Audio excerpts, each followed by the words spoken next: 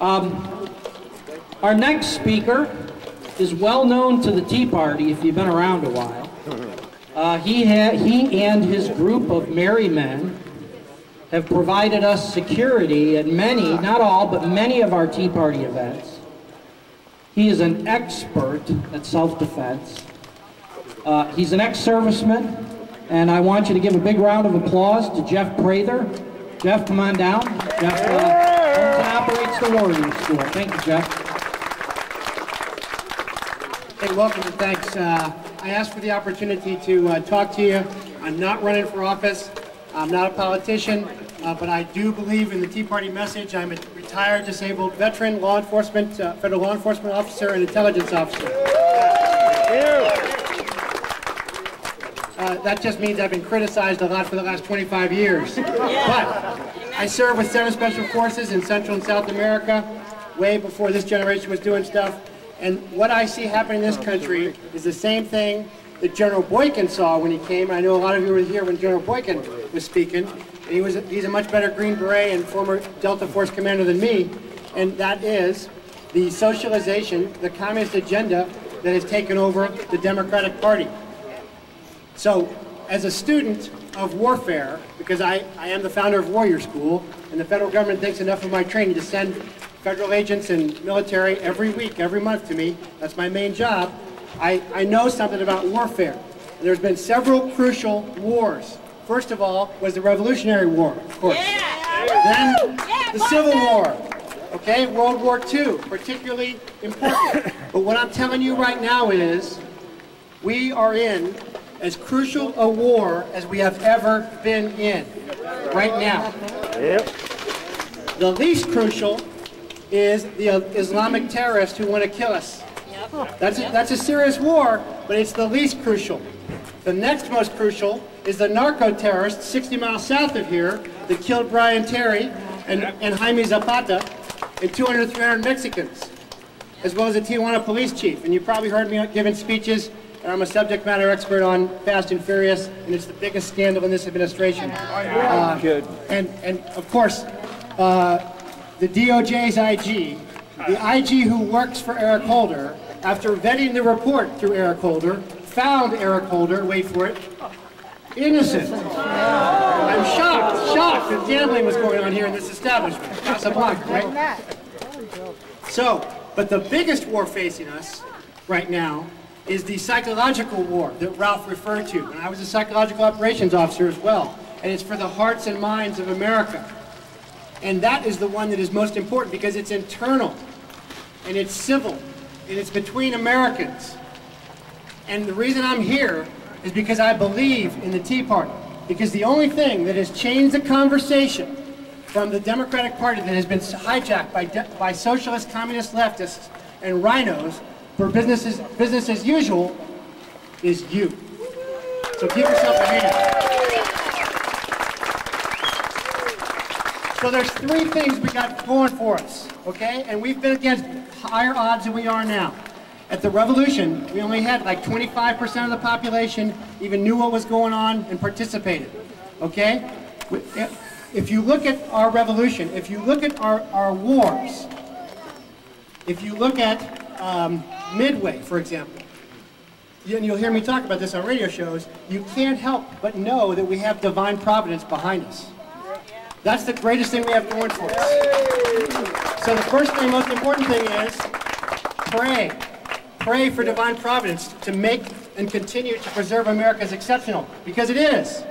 It's not the best at everything, it's the most free. And that makes it the most exceptional. And that's because of us working with divine providence, okay? The next thing is you all. The Tea Party has changed the conversation in Washington, and now, and like James said, we've got elected representatives there. We don't need rallies all the time because we've got guys in place now, working. But if we lose this next election, I have worked in and right next to communist countries. And I'm telling you, what I'm seeing happen in our country, it's not just me, it's smarter guys than me. General Boykin saying the same thing. We will not have the same country that we had. It's already changed so much. The executive branch power is just out of control. So what we've got to do is, you all, working with Divine Providence, you've got to elect the right people. Now, who are the right people? Is it going to be politicians as usual? No, it's not. Okay? Because Divine Providence has given us some exceptional people right now. All right? I've been in government, federal government for the last 25 years. It is broken, and it is bloated, and it is ridiculous. I could spend the rest of the day telling you ridiculous stories you wouldn't believe, okay? But there's one part of it that's not broken. And they've been fighting longer and harder than the World War II generation. They're the next greatest generation. And that's our military.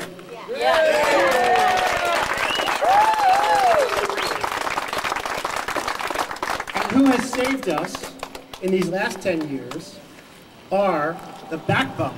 Not everybody, but the backbone of who is going to save us now. They're retiring, they're getting out, and they're going for office. And I know they'd like to retire. I know they'd like to not get involved, but they're getting involved because, as General Boykin said, there was no expiration on that oath of loyalty you took to the Constitution. That's right. True. Remember that? True. Yeah. Okay? So, Divine Providence has given us guys, like in Florida, the guy who should be president, in my opinion, in my humble opinion, is Colonel Alvin West. And it's not because he's black.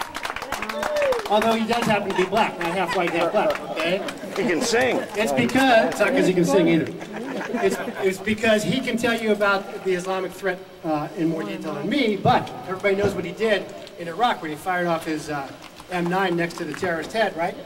Then saved his men, then cleared the weapon, went to his commander, put the weapon on his desk and said, here's what I did. If you wish to court-martial me, go ahead. That is the kind of guy that's not going to be intimidated. We need to find more guys like that, and we've got one here. And his name's Frank Antonori.